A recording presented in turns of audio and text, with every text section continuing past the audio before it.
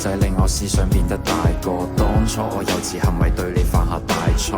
你話我唔識諗，用錢買冇用飾品，你慢慢心淡，覺得我對感情唔認真。